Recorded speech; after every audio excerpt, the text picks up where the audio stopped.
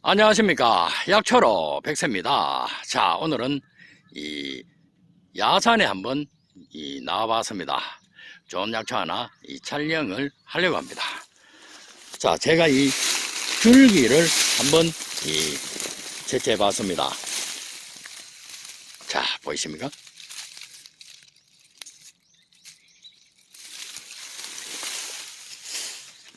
자, 이 약초 이름은 얼음덩굴입니다. 이 산기슭이나 석기가 있는 곳에서 잘 자라는 낙엽한렵 덩굴 나무입니다. 이 성질은 평온하고 맛은 섭니다. 그러나 열매의 맛은 답니다.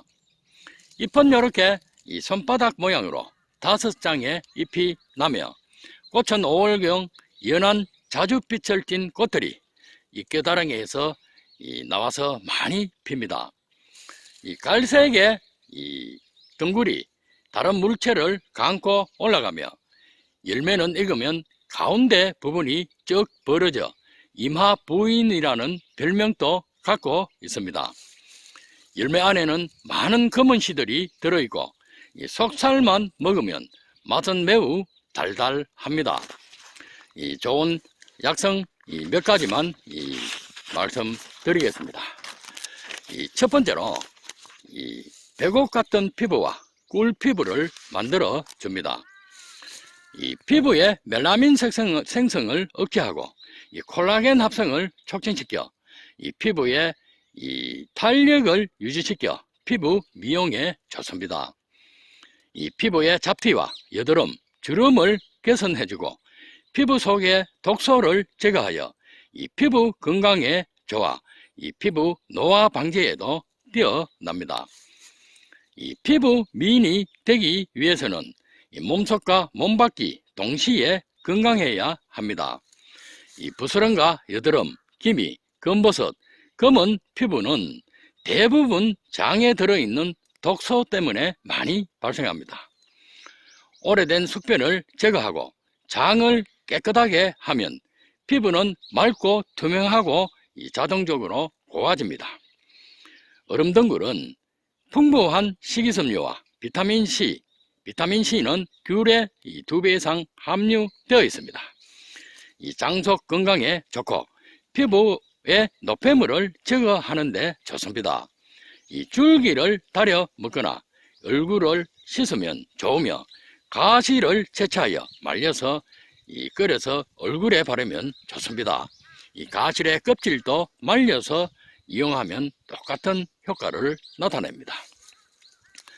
두 번째로서는 항암 효과가 뛰어납니다. 열매의 씨를 기름으로 짜서 먹으면 효과가 뛰어납니다. 열매의 씨앗은 예지자라 불리며 미리 앞날을 예견해준다는 영험한 씨앗입니다. 씨앗을 기름으로 짜서 먹으면 암세포의 사멸을 유도하여 암세포가 살아갈 수 없는 환경을 만들어줍니다. 암세포의 성장을 억제하고 종양의 크기를 크게 줄여주어 90% 이상 암 억제율 효과를 볼 수가 있습니다. 그래서 췌장암과 대장암, 위암, 폐암, 식도암, 간암 등의 효과가 탁월한 약초입니다. 세 번째로서는 혈전을 제거해 주어 혈관 건강에 좋습니다. 혈전은 혈관이나 심장 속에서 혈액이 응고되어 생기는 엉어리를 말합니다. 혈전이 생기는 이유는 혈관 내피의 손상과 염증, 혈관벽이 좁아지고 경화되는 동맥경화증, 혈류의 흐름의 장애로 생기는 혈액의 정체, 혈액 응고성이 높아져 주로 발생합니다. 같은 자세를 오래 유지하는 경우와 장거리 여행을 할 경우 피임약의 가다 복용, 가족력, 노화현상, 비만과 가체중, 흡연 등이 혈전이 잘 생기는 원인이 됩니다. 혈관벽이 벗겨진 경우에는 하지의 동맥을 막아서 하지정맥류 증상도 나타납니다. 심장 동맥에 생길 경우에는 심근경색증과 협심증, 심장병, 그리고 신부전증 등이 나타나고 뇌에 혈전이 생기면 뇌졸중으로 나타납니다. 또한 혈전이 혈관 속으로 돌아다니다가 어느 한 곳을 막아버려서 나타나는 색전증을 일으키며 이 혈전이 폐에 이상이 생기는 폐색전증도 나타나게 합니다. 이외에도 다양하고 복잡한 증상을 발생시키며 생명과도 직결된 위험한 상태를 보입니다. 얼음덩굴은 올레인과 리놀렌 등이 풍부하여 혈관 속에 노폐물을 배출하고 혈중 콜레스테롤 수치를 낮춰주어 이 고혈압과 동맥경화증 같은 혈관 질환에 좋습니다. 이 칼륨 성분이 풍부하여 몸속 나트륨을 배출하여 혈압의 수치를 낮춰주고 각종 심혈관 질환에도 좋습니다. 줄기를 말려서 차로 자주 마시면 좋은 효과를 볼 수가 있습니다. 이 네 번째로서는 이 몸속의 만성염증을 없애주는 효과가 뛰어납니다.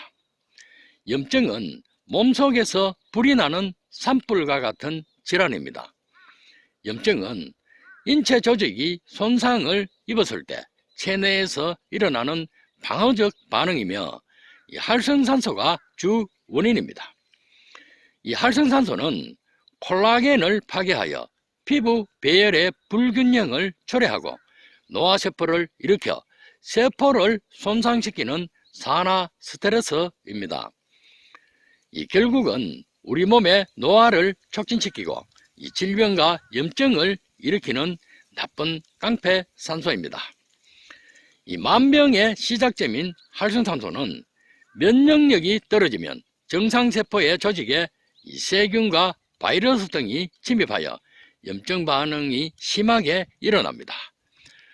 어느 순간 갑자기 일어나는 뇌졸중과 심근경색증, 복부 동맥류 이상, 신장병 등 당장 치료하지 않으면 나타나는 급성 염증성 질환을 일으킵니다. 또한 기약 없이 약물을 복용해야 하는 이 당뇨병과 이 고혈압, 고지혈증, 각종 암, 관절염, 위염, 역류성 식도염은 만성 염증성 질환을 일으킵니다. 요 줄기를 채취하여 껍질을 벗겨 적당하게 썰어서 그늘에 말립니다.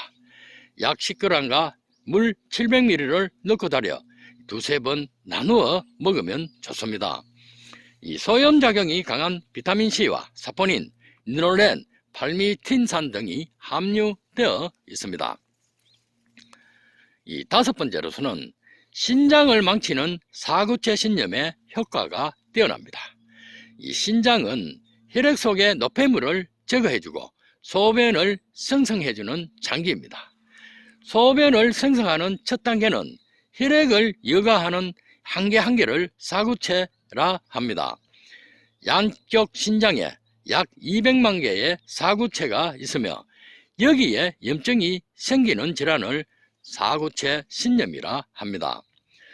이 사구체 신염에는 다양한 종류가 있으며 이 WHO 세계보건기구에서 분류한 것을 보면은 어떤 다른 정상 감염 이후에 나타나는 급성 사구체 신염이 있습니다. 이 증상은 이 목의 통증을 동반하는 감기 증상인 이 인두염과 피부 감염 후에 잘 나타납니다. 붓거나 혈뇨 증상, 혈압이 높거나 하는 증상, 나른한 증상으로 자연스럽게 완화되어 치료되는 경우가 아주 많습니다. 또한 이 특별한 증상이 없는데도 나타나는 만성사구체 신염이 발생할 수 있습니다. 이 소변에서 단백뇨 증상과 혈뇨 증상을 치료 중에 발견하거나 건강검진을 받고 난 후 알게 된 경우가 대부분입니다. 그리고 이 단백뇨 증상이 지나치게 높을 때 나타나는 네프로제 증후군과 사구체 신염 중에 가장 심각한 경과를 거치는 급성 진행성 사구체 신염도 나타나며 몇 주나 몇 개월 사이 갑자기 나타나는 그런 경우입니다. 이 신장염이라 불리는 사구체 신염은 혈압에도 큰 영향을 미치는 염증성 질환입니다. 이 줄기를 달여 마시면 소변을 잘 나가게 하는 이뇨작용이 뛰어나며 콩팥과 사구체의 여가 기능을 좋게 하여 신장의 기능을 아주 좋게 해줍니다. 플라보노이드와 루테올린, 칼륨 성분이 풍부하게 함유되어 있습니다. 자, 오늘은 얼음 덩굴에 대한 효능과 촬영을 마치고 약초로 백서는 물러갑니다. 감사합니다.